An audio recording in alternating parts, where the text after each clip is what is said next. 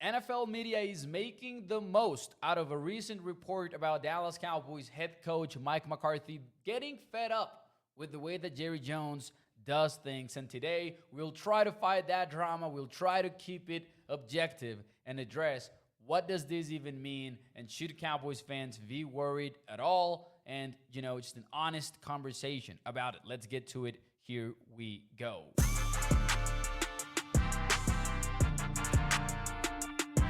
What's up, everyone? Welcome into A to Z Sports Dallas Primetime. I am your host, Mauricio Rodriguez, streaming with you live every Sunday and Thursday night at 8 p.m. Central, and catching up with you guys in between Monday, Tuesday, and Wednesday with these quick-hitting videos. Sometimes it's made easy.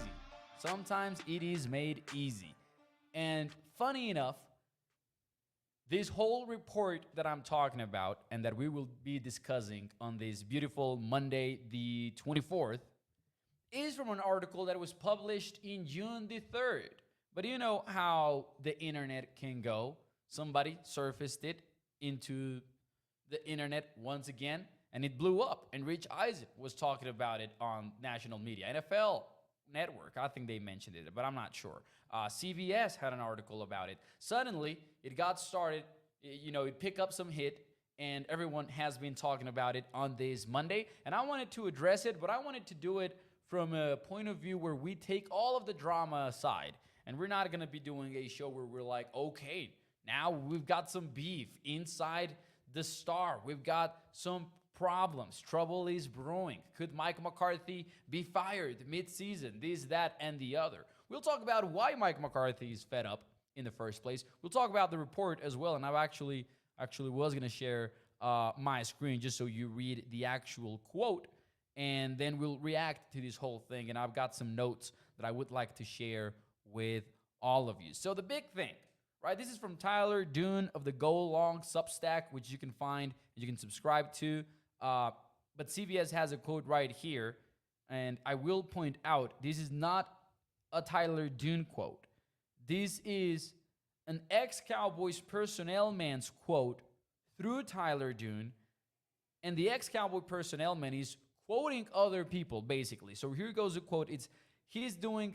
Talking about Mike McCarthy. Mike McCarthy is doing it the best he can. Some of the people I've talked to, this is, again, the Cowboys ex-personnel man talking. Some of the people I've talked to have said that he's getting fed up with it a little bit. Not as oh man, I just realized you couldn't see it fully on the YouTube screen, so let me adjust that very quick. So that's a quote that has everyone talking about this on Monday. Again, I will point out that basically, Tyler Dune is saying that the ex-Cowboy personnel man is saying that other people have said that, hey, Mike McCarthy is getting fed up with it a little bit. Again, this is from June 3rd.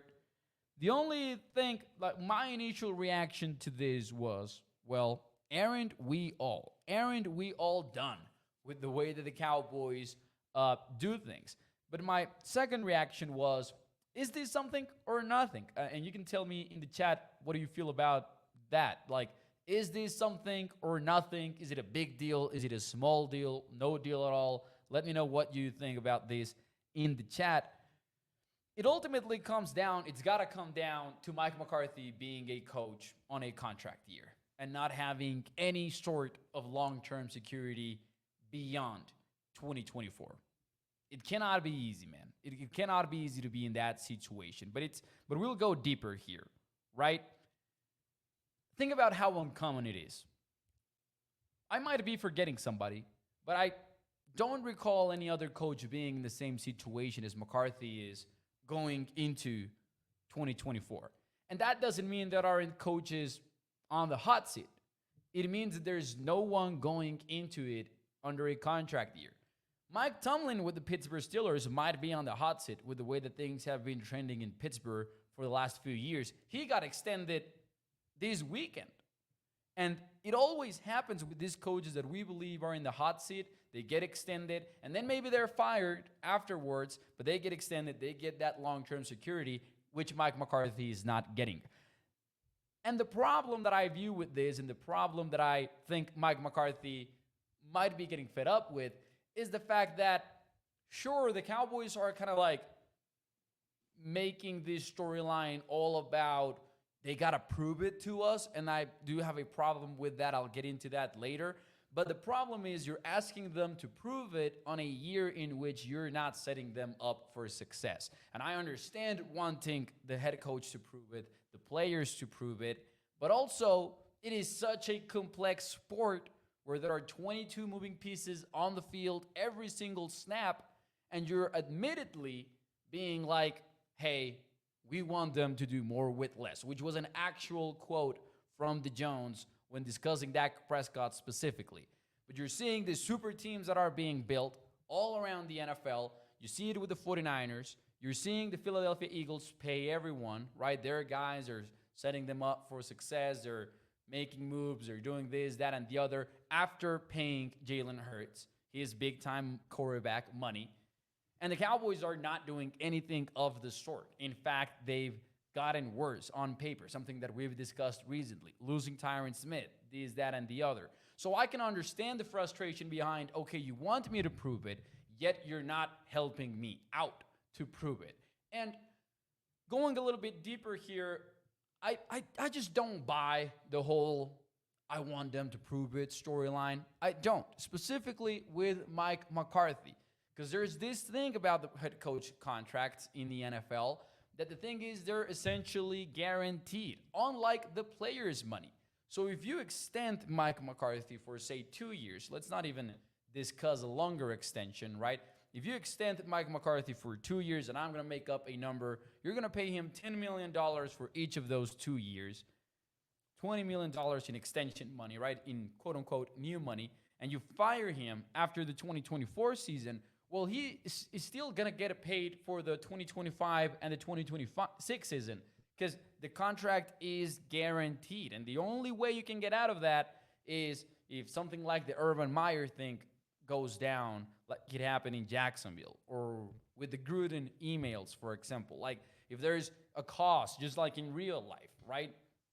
If you're being fired with cause and not because you sucked at football, that doesn't qualify as a cause in this discussion. But what I'm trying to say here is 2022, the NFL let teams know, hey, over the last 5 years, you guys have spent $800 million in coach firings, in money that, is just being paid because you fired the coach, right? $800 million across the NFL. This was a 2022 report going back 5 years. You think the Cowboys and Jerry Jones specifically, with his mindset that we've come to know over all these years, he's not taking that into consideration? I believe that this is more about the Cowboys not wanting to extend Mike McCarthy to a new deal where he's going to get fired eventually and they're going to have to pay that. I think it's more about that than wanting Mike McCarthy to prove it under pressure, right? We're trying to motivate you here, Mike. I don't think that's what it is. I think it's not wanting to extend him because of the money aspect of it. And they're not wanting to pay off a contract of somebody that they're going to end up firing. And here's a problem, because some of you might be, hey, weren't we just talking last week about potentially having fired Mike McCarthy when Mike Payton was on the show? Yes, we discussed that. But even back in January, one of the things that we were bringing up when we were dealing with the hot seat season of the year, we were like, okay, you either extend him or you fire him. Because going into things with a contract year is just not healthy business from every way that you look at it. It's going to be tough. And obviously, we're already at June, right? But back in March, say that the Cowboys did wanted to bring big name players in free agency and try to go all in. How are you going to do that when a team is considering offers from multiple teams and one of them has a coach that might not be around by 2025? So it affects you in that way. It might even affect you in keeping Dak Prescott, for example, and him agreeing to a friendlier deal. And maybe the same with CeeDee Lamb. And I know we might be reaching here a little bit, but what if the Cowboys go 3-4 to start the season, or 3-5? Because you do get, in the first 8 weeks, you get the Browns, you get the Ravens, you get Detroit, Then after that, you get the 49ers. After that, you get the Falcons and you get the Eagles. There's a scenario where the Cowboys start slow and they've got a losing record by October or leading up to November. That might happen. And I'm not being pessimistic here, but what I'm trying to say is you've got some tough rivals in the first half of the season specifically. How does a 3-5, 3-6, and I'm going worst case scenario here maybe, but how does a Cowboys team with that record respond where the coach doesn't know, when the coach doesn't know if he's here in 2025, right? What the contract year players start thinking about if that is where the season is at halfway through the season.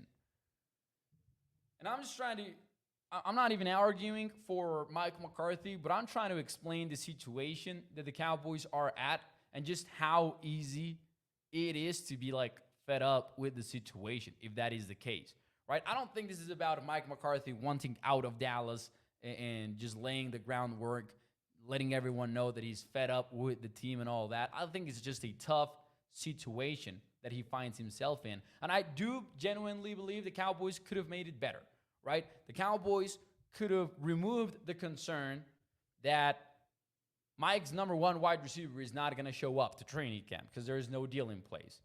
Maybe they also could do a better job surrounding the team with better talent at running back in a season where you're emphasizing improving on the run game, right? But you're getting worse at running back probably. Maybe you could have added a defensive tackle. Maybe you could have kept Jonathan Hankins, not even make a big splash in free agency, and again, improve in an area that you've emphasized this offseason, which is getting a better run defense, because the Cowboys' defensive tackle room is not great, and it's the biggest problem on the roster. You could have done any of those things to alleviate the pressure that Mike McCarthy is facing. And if you truly wanted him to, hey, this is your chance to prove it, you would have given him a better team. But rather, I think the Cowboys have actually told us this. They do want to financially reset, and you're not going to commit money to a coach that you're thinking about letting go in the future and start anew with somebody else. Who that is, I don't know, but we're going to dive into this deeper in a later episode here on Primetime. But what do things look like if the Cowboys don't keep Dak Prescott? And 2025 is going to look rough. Like 2025, you might be staring at being one of the worst teams in football.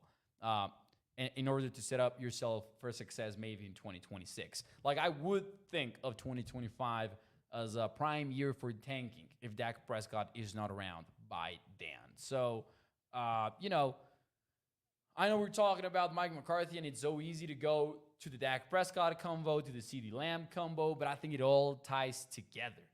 How are you not fed up in a situation where there's just no path other than winning ball games in 2024?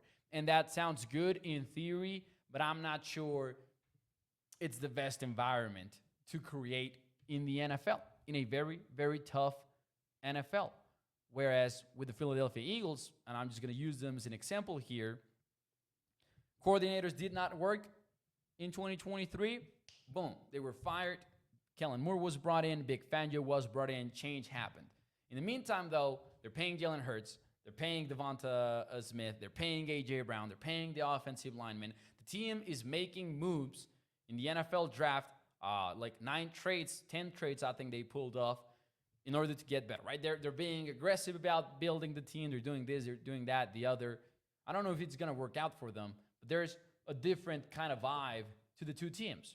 One, they've got a lot of new stuff going on with the coaching changes. They've got their players, their star players taken care of. In the other, you don't know if Dak's going to be around for 2025. You don't know why the CeeDee Lamb deal is taking so long. You don't know where the head coach is going to be. Your defensive coordinator, who was recently hired, is in a one-year deal as well. And a lot of the assistant coaches, if not all, are in the same boat. I don't think the vibes are the same for the two teams. And listen, the Eagles might have their own vibes trouble going on, right, with the whole Nick Sirianni and Jalen Hurts dynamic. But just speaking of the overall way of building things, I don't think this is the way that the Cowboys should be going on. So If Mike McCarthy is fed up, I'm fed up too. But I also think the NFL media world might be overreacting a whole lot to this particular quote from the Tyler Dune Go Long Substack, which you can go check out on Substack. Ladies and gentlemen, check out AtoZSports.com/Dallas as well, though. And I will be back with you guys tomorrow night. And we'll see what the NFL world brings us to discuss in this Cowboys dead period. Subscribe, hit the like button, and I'll see you very soon. Bye-bye.